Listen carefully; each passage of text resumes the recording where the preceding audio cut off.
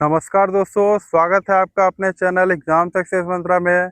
तो दोस्तों, जो हमारी जीके की सीरीज चल रही थी उसके सेट 11 तक कंप्लीट हो गए थे। तो सेट 12 चले आया है फ्रेंड्स। तो चलिए फ्रेंड्स, स्टार्ट करते हैं बिना किसी समय को गवाए पहले प्रश्न के साथ। विश्व का सबसे बड़ा सक्रिय ज्वालामुखी कौन सा है? तो विश्व का सबसे बड़ा सक्रिय ज्वालामुखी क्या हो जाएगा? मौना लोआ ज्वालामुखी। ऑप्शन नंबर ए जो है करेक्ट आंसर होगा, सबसे सक्रिय ज्वालामुखी है। और ये कहाँ है फ्रेंड्स? ये है हवाई में स्थित है। हवाई कहाँ है? संयुक्त राज्य अमेरिका में। ओके। मौना लोआ ज्वालामुखी कहाँ है? हवाई में, संयुक्त राज्य अमेरिका में। एटना कहाँ है फ्रेंड्स? एटना भी जान लीजिए, एटना है इटली में है। ठीक है, हाल ही में। अच्छा, मोना लुआ में जो है हाल ही में जो है 2002 में विस्फोट हुआ था। सबसे सक्रिय ज्वालामुखी है। इतना हो गया इटली में। अब मोना लुआ सबसे सक्रिय ज्वालामुखी। Question number 2। भारतीय संविधान का कौन सा भाग संघ और उसके राज्य क्षेत्रों से संबंधित है?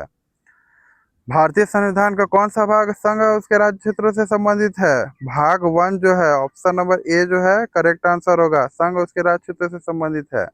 और अनुच्छेद जो है 1 से 4 तक में इसका क्या है, दिया गया है। संघ और राज्य क्षेत्र जो है भाग 1 से संबंधित है और अनुच्छेद 1 से 4 में इसका वर्णन है। Question number 3। माइक्रोसॉफ्ट की स्थापना किसने की थी? माइक्रोसॉफ्ट की स्थापना किसने की थी? तो माइक्रोसॉफ्ट की स्थापना किसने की थी? ऑप्शन नंबर क्या हो जाएगा? बी हो जाएगा, बिल गेट्स और पॉल एलन। ठीक है, इन्होंने ही जो है माइक्रोसॉफ्ट की स्थापना की थी।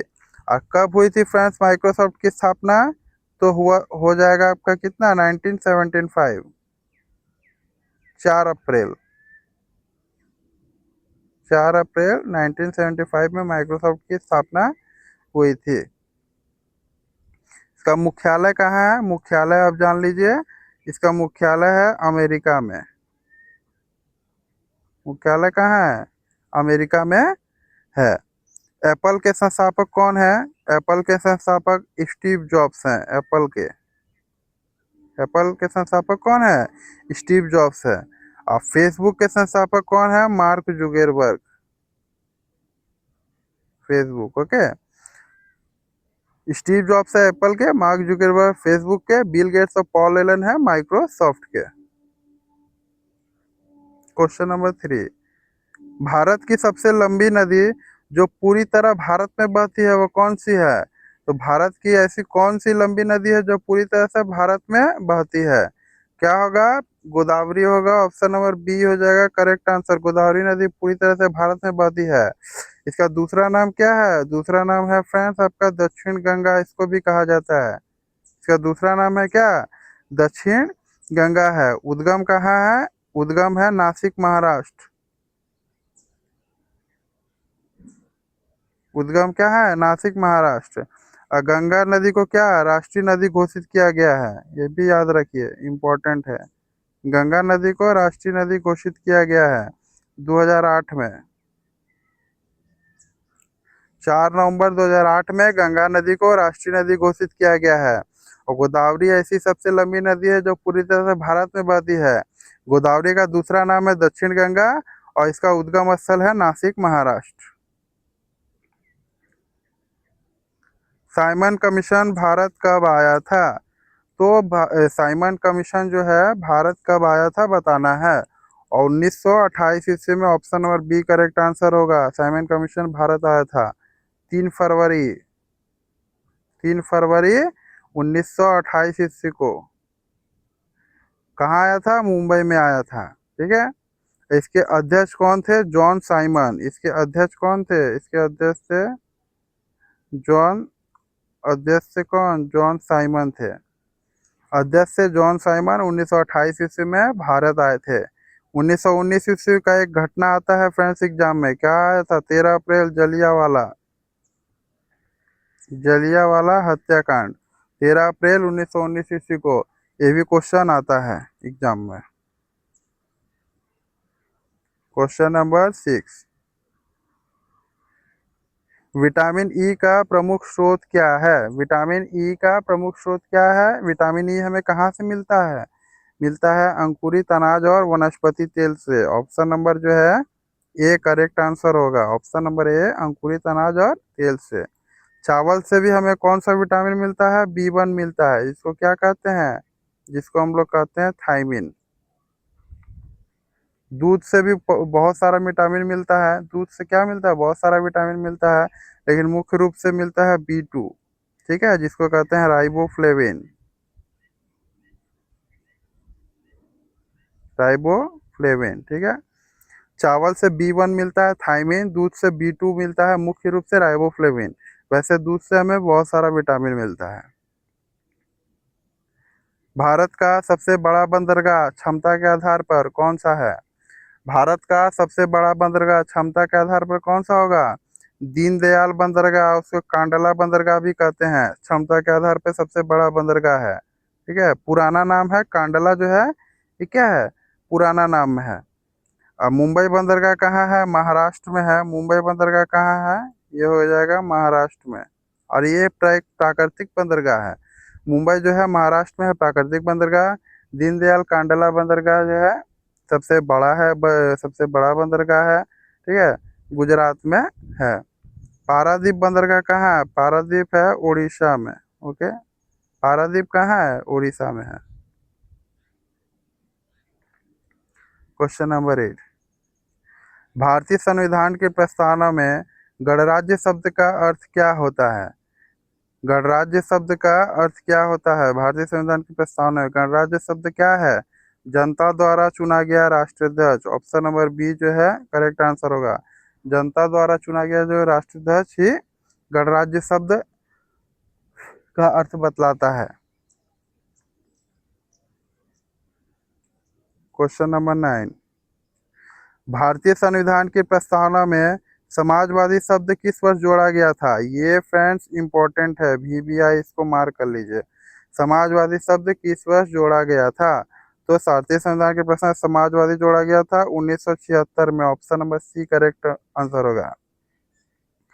इसी वर्ष को क्या हुआ था? इसी वर्ष हुआ था 42वां संविधान संशोधन, ठीक है। 42वां संविधान जो है, 42वां संविधान संशोधन हुआ था इसी वर्ष, ठीक है, 1976 में।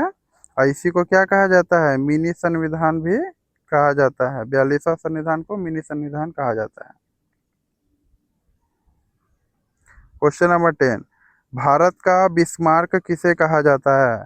भारत का बिस्मार्क कौन है? सरदार वल्लभ भाई पटेल, ठीक है। इनको क्या कहा जाता है? लौह पुरुष भी कहा जाता है। लौह पुरुष, भारत के लौह पुरुष सरदार वल्लभ भाई पटेल। भारत का बिस्मार्क भी कहा जाता है। ये कौन थे? प्रथम गृह मंत्री भी थे हमारे देश के। पहले जो है गृह मंत्री भी यही थे। B.R. अम्बेडकर को कहा जाता है संविधान का पिता।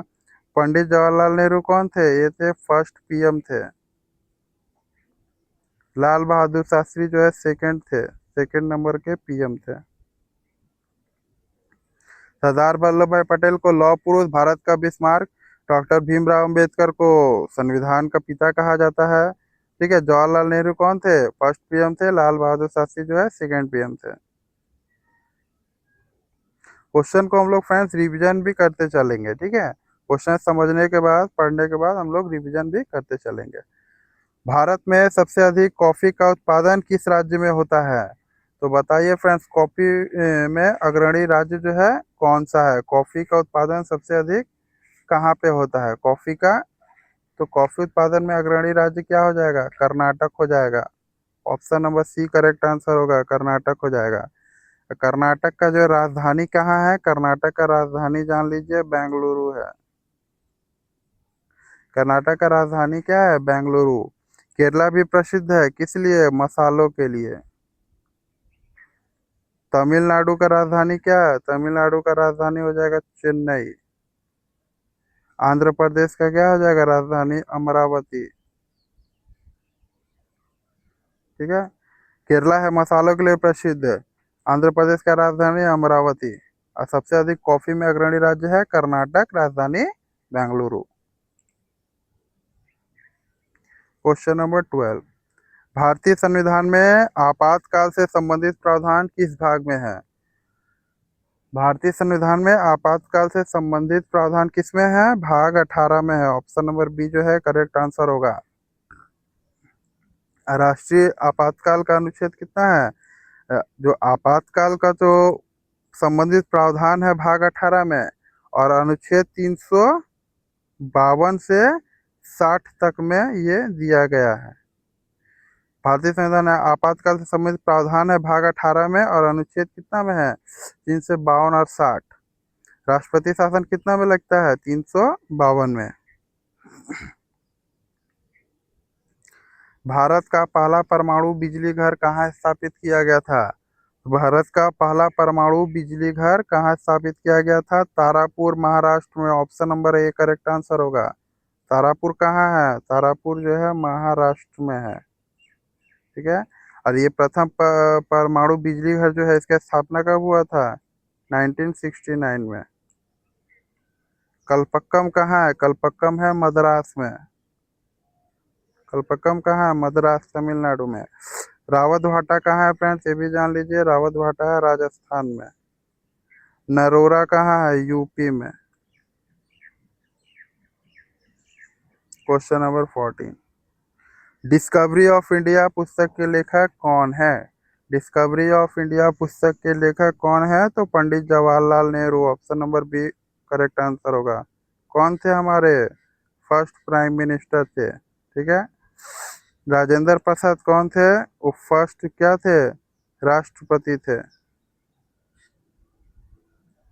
फर्स्ट राष्ट्रपति थे। मौलाना आजाद जो है कौन थे? प्रथम शिक्षा मंत्री थे। ये भी जान लीजिए, मौलाना आजाद कौन थे? प्रथम शिक्षा मंत्री थे।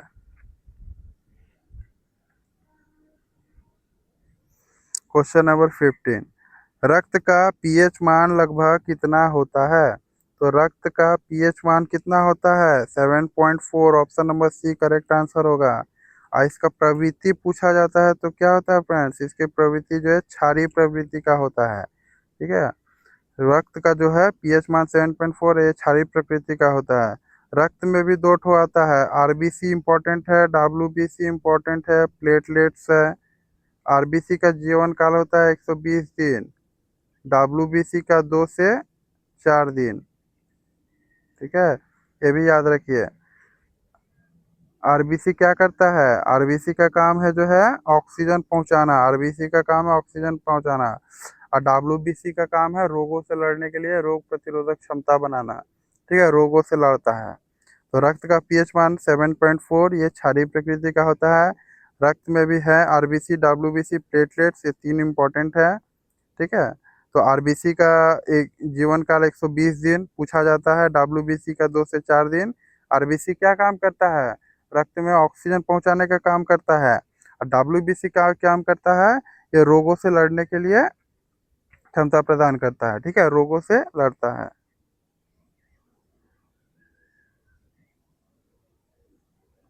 क्वेश्चन नंबर 16,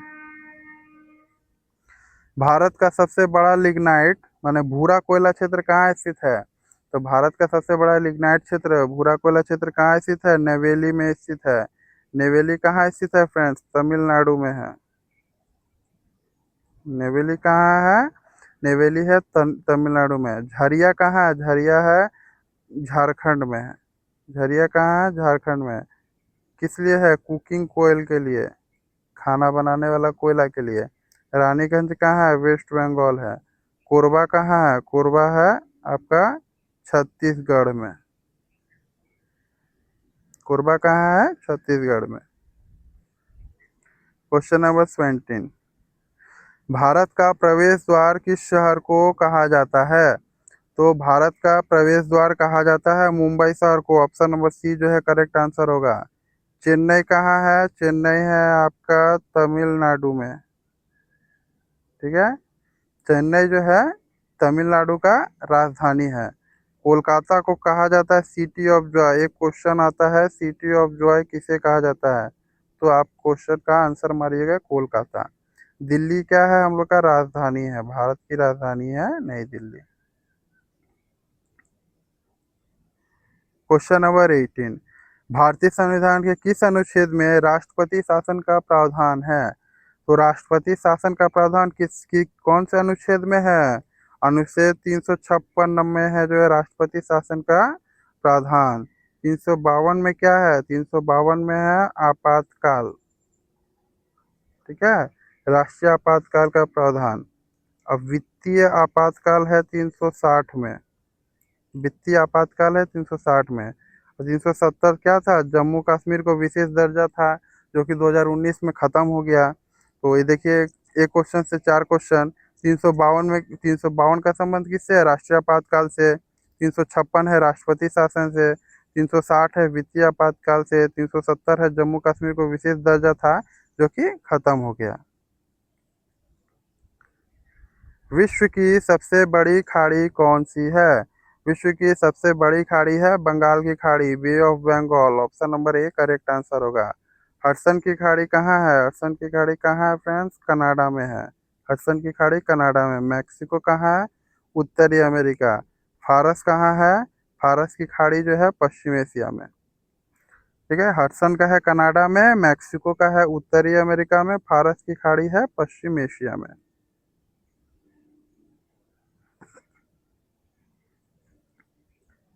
भारत का पहला भारतीय मुख्य न्यायाधीश कौन थे? तो पहला भारतीय मुख्य न्यायाधीश कौन थे? Hiralal J Kania. Option number B correct answer Hiralal. J J Kania जो है पहले मुख्य न्यायाधीश थे। पदभार ग्रहण कब किए थे? तो 26 जनवरी को ग्रहण किए थे। कौन से साल में? 1950 में।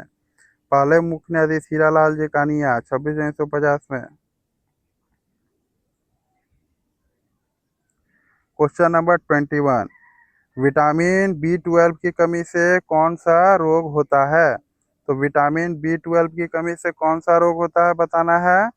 एनीमिया रोग होता है। Option number B correct answer होगा। विटामिन बी 12 की कमी से। ठीक है, आयरन की कमी से होता है एनीमिया रोग। विटामिन बी 12 की कमी से भी होता है एनीमिया रोग। रतौंधी कौन सा विटामिन की कमी से होता है? तो विटामिन ए का कमी से होता है रतौंधी। स्कर्वी कौन सा विटामिन की कमी से होता है? तो विटामिन सी का कमी से होता है स्कर्वी। रिकेट्स होता है किससे? विटामिन डी का कमी से। विटामिन ए से रतौंधी, विटामिन डी से रिकेट्स, सी से स्कर्वी। तो दोस्तों, वीडियो में आगे बढ़ने से पहले आप लोग से रिक्वेस्ट है, अभी तक चैनल को सब्सक्राइब नहीं किए हैं तो एग्जाम सक्सेस मंत्रा को जरूर सब्सक्राइब करें।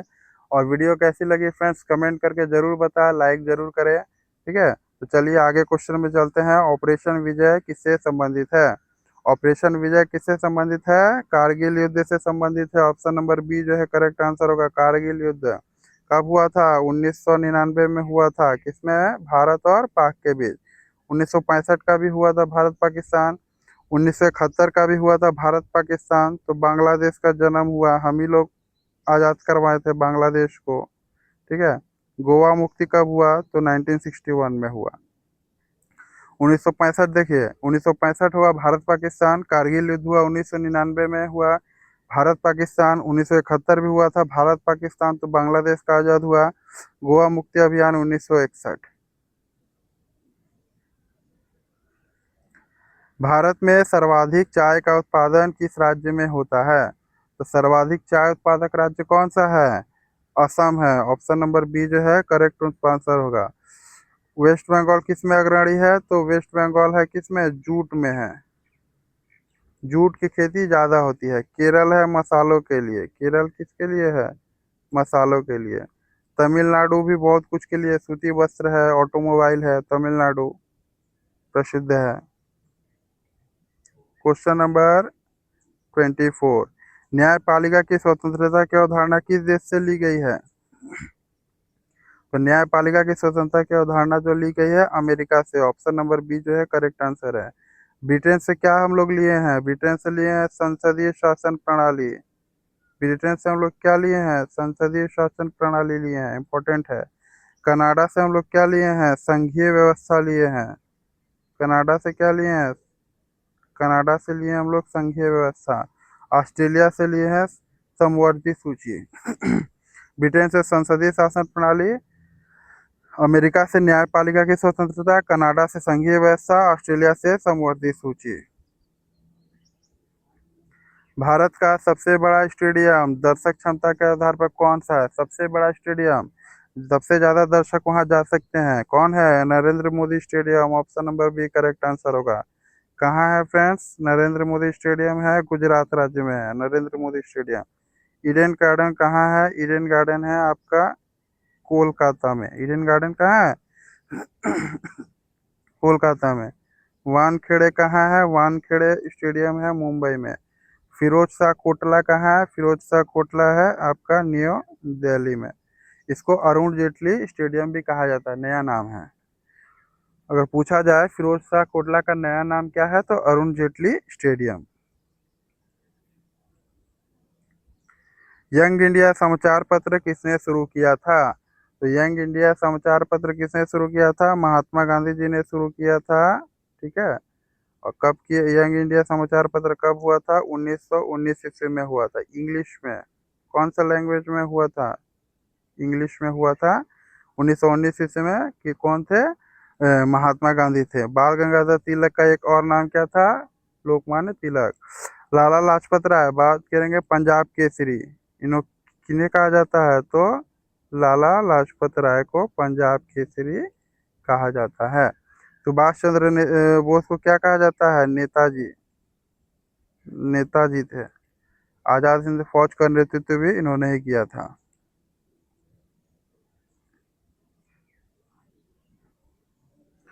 मानव शरीर की सबसे छोटी मांसपेशी कौन सी है? सबसे छोटी मांसपेशी है stapes, option number A correct answer होगा। कहाँ पाया जाता है? कान में। स्टेपिज जो है कान में पाया जाता है। और सबसे बड़ी हड्डी क्या होती है? सबसे बड़ी होती है फीमर, जो कि पाई जाती है जांघ में। तो सबसे छोटी हड्डी होती है स्टेपिज जो कि कान में, सबसे बड़ी हड्डी होती है फीमर जो कि जांघ में। वीवीआई है, उसको याद रखिए। भारत का सबसे बड़ा रबर उत्पादक राज्य कौन सा है? तो रबर उत्पादन में अग्रणी राज्य का कौन है? केरला होगा, ऑप्शन नंबर बी। रबर उत्पादन में अग्रणी है। मसालों में भी अग्रणी है, यही राज्य है। ठीक है। तमिलनाडु भी है सूती वस्त्र ऑटोमोबाइल में। कर्नाटक में क्या होता है? कर्नाटक में जो है कॉफी का अत्यधिक उत्पादन होता है, कॉफी का। आसाम चाय के लिए चाय उत्पादन में अग्रणी है। एक क्वेश्चन से 3-4 क्वेश्चन निकल के आ रहे हैं। रिपीट भी हो रहा है, आपका क्वेश्चन का रिवीजन भी हो रहा है दोस्तों। तो वीडियो में सिर्फ बने रहिए, आपको पूरा तैयारी हो जाएगा। विश्व का सबसे बड़ा प्रायद्वीप पठार कौन सा है? तो विश्व का सबसे बड़ा प्रायद्वीपीय पठार है दक्कन का पठार। सबसे बड़ा प्रायद्वीपीय पठार है। Option number A correct answer होगा। इसकी प्रमुख मिट्टी कैसी है? प्रमुख मिट्टी है काली मिट्टी है। और काली मिट्टी किसका उपयोग के लिए है? कपास की खेती के लिए। ठीक है। तो दक्कन का पठार कैसा है? प्रायद्वीपीय पठार है। प्रमुख मिट्टी यहाँ की काली मिट्टी है। और काली मिट्टी की खेती जो है कपास के लिए जो है काली मिट्टी अच्छा रहता है उसके खेती के लिए। सविनय अवज्ञा आंदोलन किस वर्ष से शुरू हुआ था? तो सविनय अवज्ञा आंदोलन कब शुरू हुआ था? 1930 ईस्वी में, option number C correct answer होगा। 12 मार्च में हुआ था। 12 मार्च 1930 ईस्वी को। नेता कौन थे? महात्मा गांधी। 1919 से पूछा जाता है क्या हुआ था? जलियांवाला हुआ था, जलियांवाला हत्याकांड। 1920 ईस्वी में क्या हुआ था? असहयोग आंदोलन हुआ था। 1920 ईस्वी में असहयोग आंदोलन। 42 में क्या हुआ था? भारत छोड़ो आंदोलन। देखिए, एक क्वेश्चन के साथ जितना इम्पोर्टेंट हो सकता है फ्रेंड्स सब बताने का कोशिश करते हैं। तो दोस्तों ये मेरे मेहनत के लिए अगर आपको वीडियो अच्छा लगा होगा तो एक कमेंट ज़रूर करिएगा, लाइक ज़रूर करिएगा, सब्सक्राइब ज़रूर करिएगा। इसके लिए आप तहे दिल से शुक्रिया रहूँगा फ्रेंड। तो चलिए फ्रेंड्स, मिलते हैं अगले वीडियो में। ये सेट 12 कंप्लीट हो गया, तो मिलते हैं अगले वीडियो में। तब तक के लिए धन्यवाद।